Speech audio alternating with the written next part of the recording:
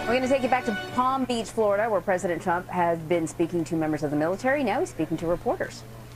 You saw that. These are great people. Our military is now replenished. We were totally depleted when I came into office. And it's great stuff. It's great stuff. What's happened, and you see these incredible people. We have the best in the world. So it's totally replenished. New equipment's coming in on a daily basis. It's being made, all made in the USA, and our economy is the strongest it's ever been. What options are you considering, Mr. President, if it does end up being a long-range missile test? We'll see what happens. We'll see what happens. Well, let's see. Maybe it's a nice present. Maybe it's a present where he sends me a beautiful vase as opposed to a missile test. Right? I may get a vase. I may get a nice present from him. You don't know. You never know. Are you going to pardon Roger Stone, Mr. President? Say? Are you going to pardon Roger Stone, Mr. President? I don't understand the question. Roger Stone, are you going to pardon him, sir? He's been convicted of felonies. Am I going to pardon him? Well, I hadn't thought of it. I think it's very tough what they did to Roger Stone compared to what they do to other people on their side. I think it's very tough. I think it's a very tough situation that they did something like that. You know, Roger Stone was not involved in my campaign in any way, other than the very, very beginning, long before I announced a little bit. I've known Roger over the years. He's a nice guy. A lot of people like him.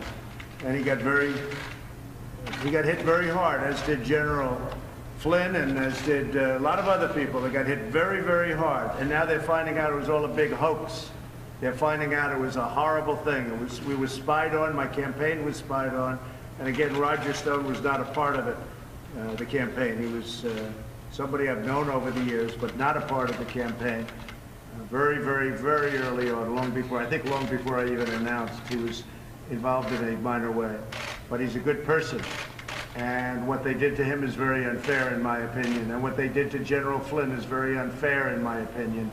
And what they did to so many others is very unfair. And now we found out they're a bunch of dirty cops. And paid for by the DNC, paid for by Hillary Clinton in many cases, and in much. They did a phony dossier. They used the dossier for FISA. And now, as you know, the FISA court and your top judge is very much involved, and hopefully they're going to do something about it. But these were dirty people. These were bad people. These were evil people. And I hope that someday I'm going to consider it my greatest or one of my greatest achievements, getting rid of them. Because we have no place in our country for people like that. Sir, what did President Putin say to you that convinced you that the Ukraine interfered in the 2016 election? What did he say to me? About what? What did President Putin say to you? You're putting words in somebody's mouth. Who are you referring to? Me? I never said anything about it. I never said a thing about it. Any other questions? Mr. President, are you concerned Pelosi will hold up the articles of impeachment indefinitely? Well, all I know is my poll numbers are the highest they've ever been. Our fundraising of the Republican Party is the highest it's ever been. She hates the Republican Party. She hates all of the people that voted for me and the Republican Party. And she's desperate to do. Look, she got thrown out as Speaker once before. She lost like 63 seats, 61 or 63. Tremendous, a record-setting number of seats. I think it's going to happen again. She's doing a tremendous disservice to the country. She's not doing a good job. And some people think that she doesn't know what she's doing. A lot of people think that. A lot of people have said it. They had no evidence at all. They had no crime. We had 196 or so Republicans voting 100%. We didn't lose one Republican vote in the House. We had 3 Democrats come over to our side, and 2 in another instance, 2 in an additional instance. And we're in a very good position. Ultimately, that decision is going to be made by Mitch McConnell, and he will make it. You know, he has the right to do whatever he wants. He's the head of the Senate. People remember they treated us very unfairly. They didn't give us due process. They didn't give us a lawyer. They didn't give us anything. Now they come to the Senate and they want everything.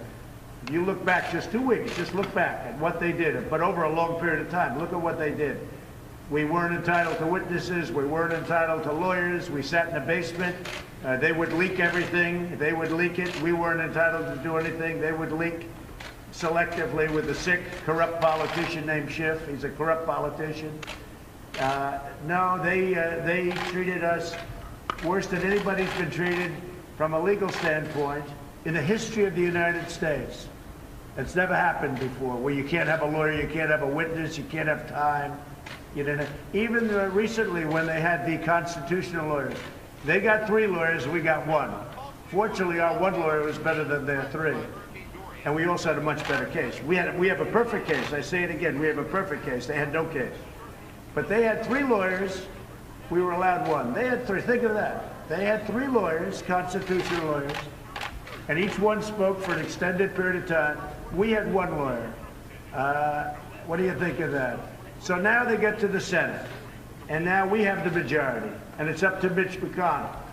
And we have the majority, and now they want McConnell to do wonderful things for them. I mean, he's going to do what he wants to do. Very smart guy, very good guy, and a very fair guy. But they treated us very unfairly, and now they want fairness in the Senate. They ought to look back at the last year to see how they've hurt this country. Fortunately, we have a president that was able to plow through all of the stuff that went on and goes on. And also, tremendous amounts of information are being written about, even by the fake news, concerning FISA, concerning dirty cops, the people that started this whole thing. What they've done to this country is incredible, and hopefully it's going to be taken care of. The Attorney General's working, and everybody's working, but if you just go, because I like to stay out of it, and I do stay out of it, if you just go by what you see in the papers, it's incredible what's going on. We had dirty cops. We had people spying on my campaign. They did terrible things, the likes of which have never been done in the history of our country. It's very sad. All right. Have a good time, everybody. Merry Christmas. Thank you, Merry Christmas, everybody. Mr. President, are you going to hold a signing ceremony with... We're heading out. Let's go, guys. I will be probably doing that at the right time. We'll be doing a smaller ceremony. Ultimately, we will be having, on the China deal, we will be having the signing ceremony, yes. Will you sign it, you and Xi Jinping? We will ultimately, yes, we will. Do you know where that When will we get together, we will do, but we'll have a quicker signing because we want to get it done. The deal is done. It's just being translated right now. Okay? Thank you. Let's go, press. All right, there you have the president in Florida at his resort. He had been talking to members of the military around the world, and then he took some questions from members of the media. That last question having to do with the trade deal with China, because we hear things are wrapping up, and he says they are.